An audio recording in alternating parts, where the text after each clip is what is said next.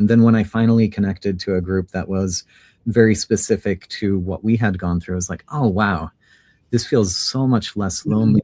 Finding somebody who's experienced exactly the same thing, or knows, close enough to really appreciate where I'm coming from.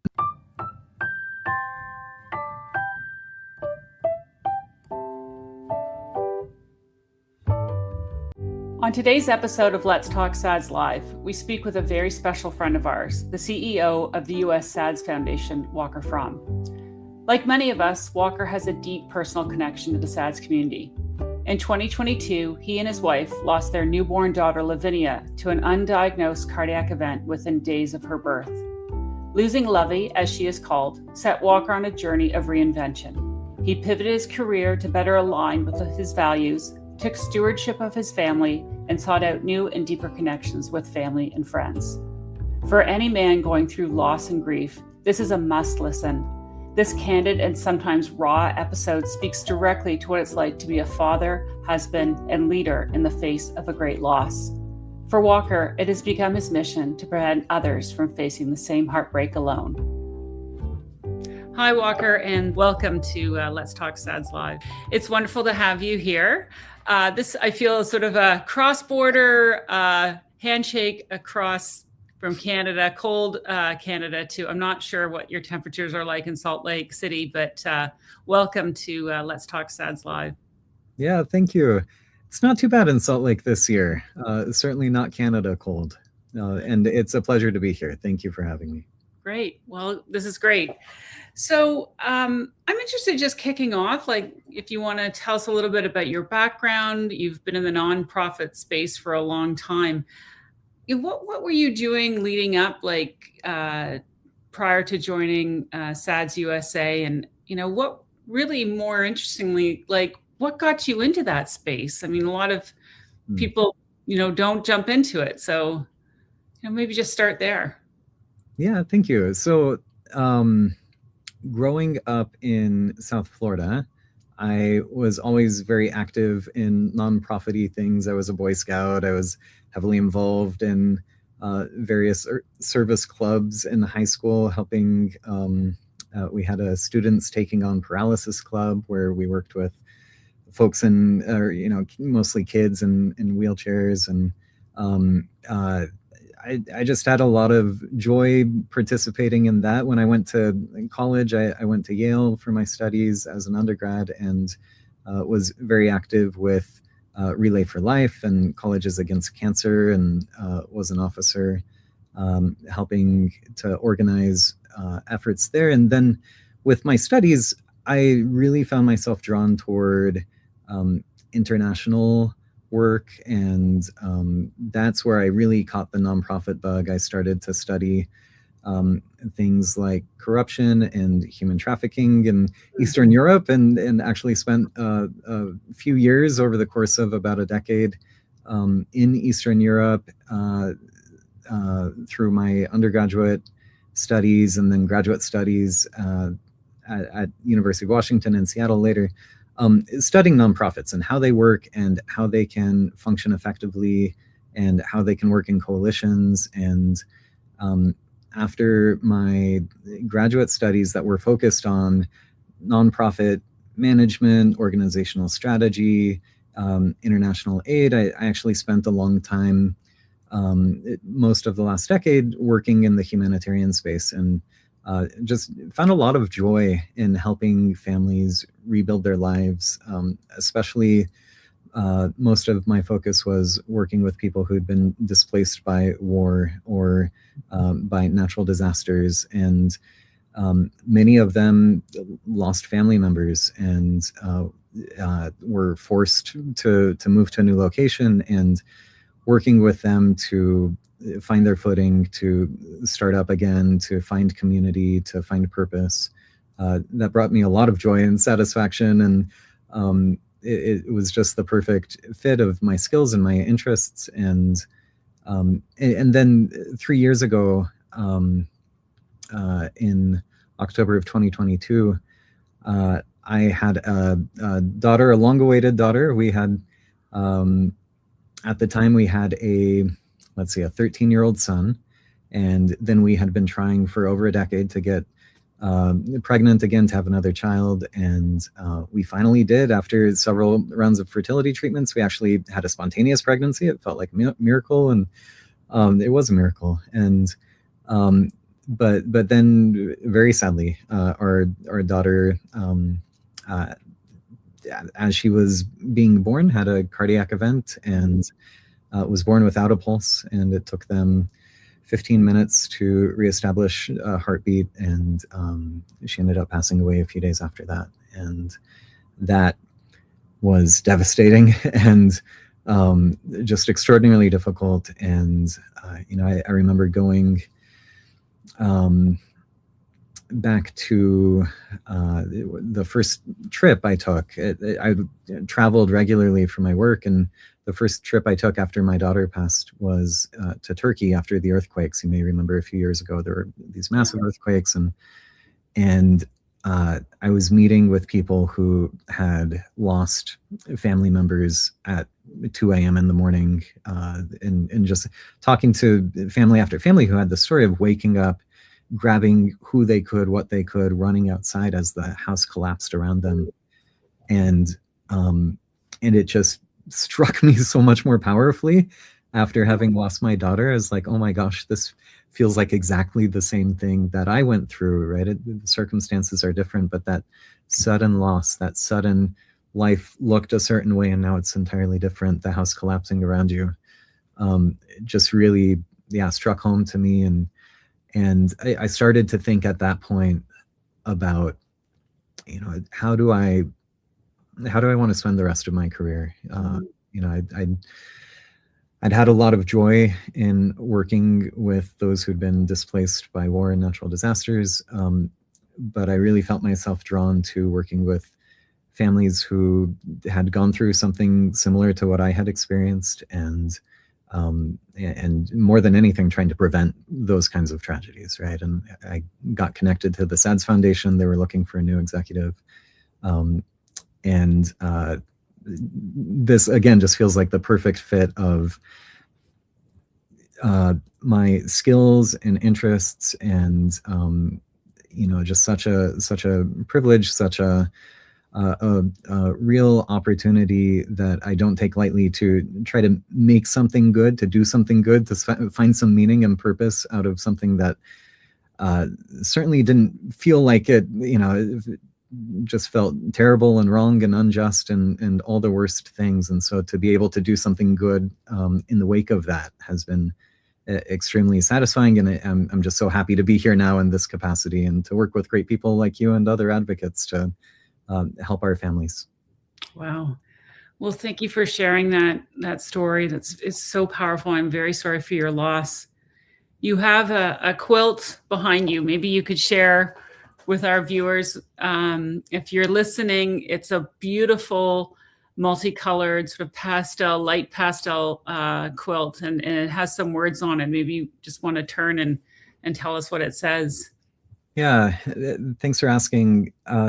Normally when I'm on a virtual meeting, as I am frequently these days, I have a virtual background on, but knowing that we'd be talking about this a little bit today, I thought it'd be good to leave the background off so you can see behind my desk. I do have a quilt. It's a quilt in honor of my daughter. Her name was Lavinia. We call her Lovey.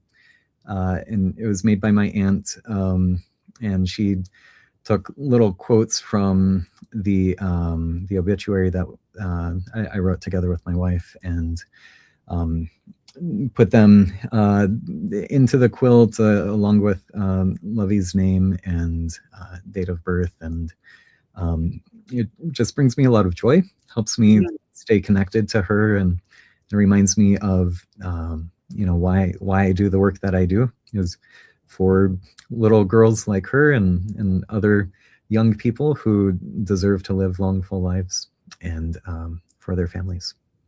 That's wonderful. It's beautiful. Thank you for sharing that. So your work is really in alignment with the experience you had that you can now share with other families, SADS families who have lost people. And we have a lot of people in our community who have lost children. What does it mean to you, especially to be a man experiencing grief of a small child. We often, I think, in our society, focus on the mother, but fathers have an experience too. And perhaps you could share what it was like for you as a father and a husband. That's such a great question. I really appreciate that. I think I can speak to my experience, and I think there are some generalities here. I know in the wake of our daughter's, when she was injured for the first few days and hanging on to life, and we were hoping for all the best things. My wife at the time was both emotionally and physically. She'd been through a lot of physical travail through labor and emergency C-section, and so I was trying really hard to not run away from difficult feelings, to meditate, to be open to everything. But even still, I really think that a core part of me was holding everything together in a way that she just wasn't able to at the time. And that extended for a while after. I returned to work not too long after she passed away, like, it was 6 or 8 weeks off, which was good. But it was interesting to see that for me, the grief actually hit me really hard about a year later. And I think up until then, it was, I was kind of holding everything together and being strong where my wife couldn't at the time. And then, like, as she got more stable and was able to better handle life, and she got stronger physically, and was, just better prepared to engage with life and its challenges, I think something in me started to kind of break open and allow some of the grief to hit me. And man, I really found a lot of benefit from therapy, working with people. I had a therapist who did what's the rapid eye movement therapy that was extraordinarily helpful. And then, I found a lot of benefit. I think another impulse that a lot of guys in my position have, and I work as I should maybe shout out another organization. There's a group called Hope for HIE, hypoxic ischemic encephalopathy, which is the result of, it's what my daughter passed away from, because she didn't have blood flow to her brain initially. And so there I've worked as a loss mentor, and I've worked with some other dads who've been through this experience. And I think there is a really powerful experience of wanting to kind of run away and not engage with hard feelings, and just kind of, go about life as usual. And I completely get that. And I think some of that is healthy to a degree. But I found a lot of, I found it to be very helpful, both for me personally and for our family, for me to take charge of some of the medical stuff. And rather than running away and leaving my wife, we see a lot with our families. Sometimes a lot of the labor of dealing with medical issues for children or for the family falls to the wife or the mother. And so I've really tried to lean into, this is a way for me to be a good leader in my household, a good partner to my wife, is to take charge of some of the medical stuff, to be proactive in looking into lessons we can learn from our experience with our daughter, requesting our medical records, trying to analyze. Very sadly, at the time, nobody talked to us about genetic testing. Nobody talked to us about trying to diagnose what happened. It was all, our experience was all just focused on, attending to us, comforting us, explaining a few of the nuts and bolts, but really it was mostly on, okay, your daughter is here, let's focus on what we can do for her now. And then when she passed away, we were put in touch with a social worker and then discharged.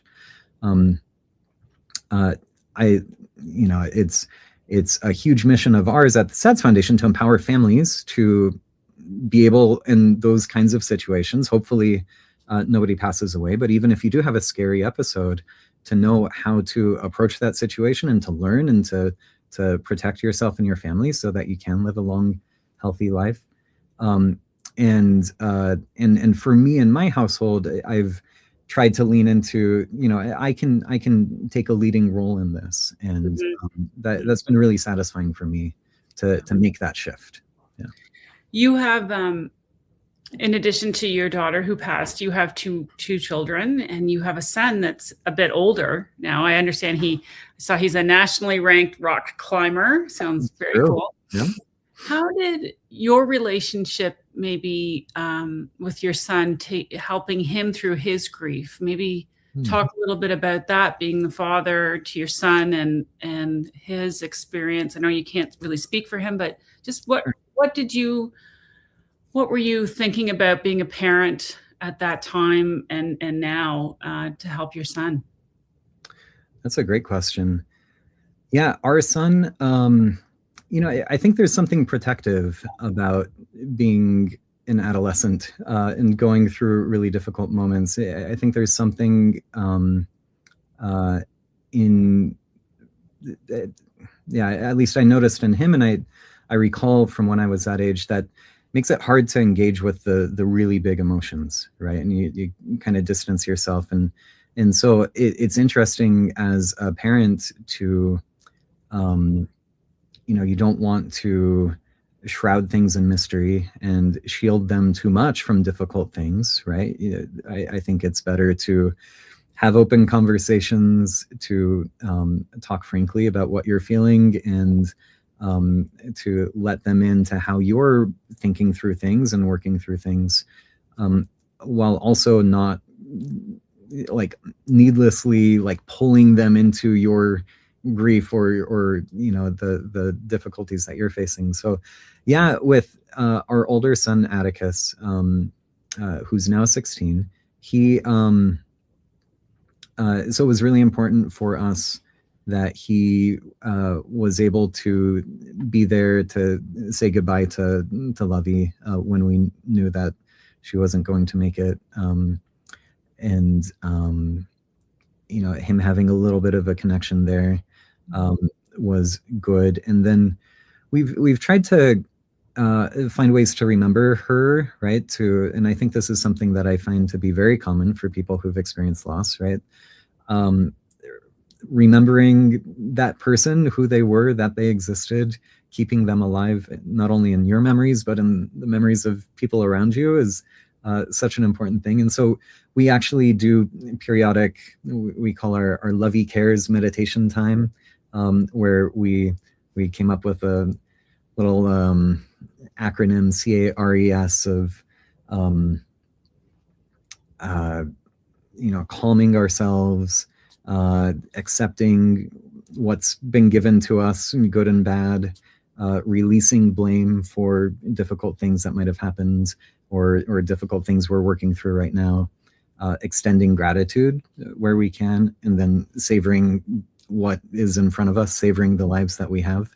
And so we do a little meditation where we go through that together as a family. And I think that's been a really nice way for us to remember Lovey and to process some of the difficult emotions that come up, and also to have an affirmative, proactive way of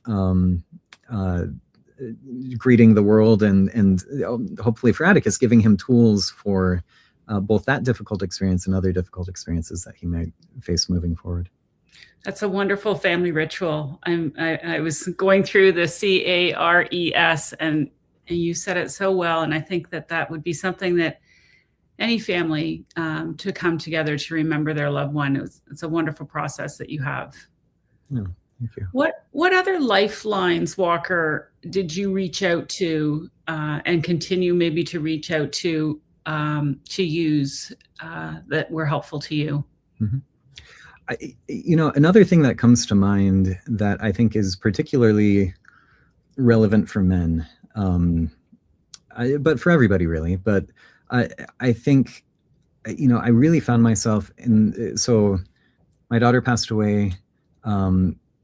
At a certain point, I really felt called to change the direction of my career, which meant leaving a lot of relationships, a lot of people and friends. Of course, I stay in touch, but it's different.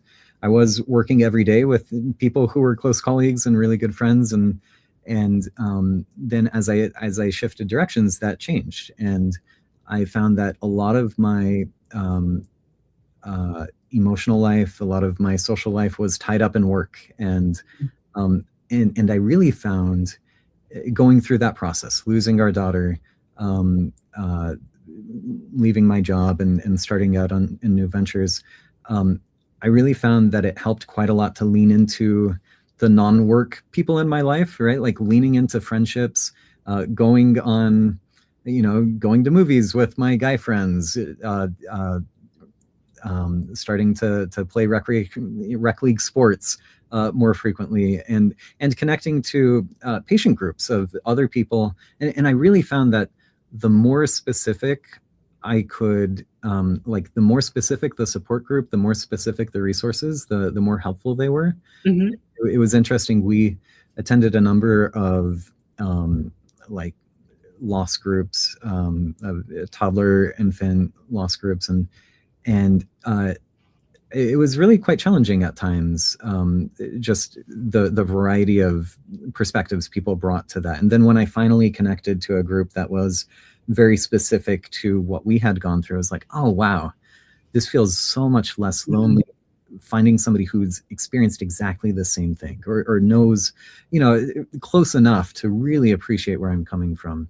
And we see this in our work with families through the SADS Foundation, that, providing, whether it's support groups or through our conferences, opportunities to meet up, or putting people in touch with specialists, having people connect to others who can really understand the specifics of their circumstance, and dispelling or cutting through somewhat that loneliness, I think is really, really helpful. And just to finish the thought, I think women are maybe better socialized, at least in my limited experience. The women in my life are better at proactively reaching out,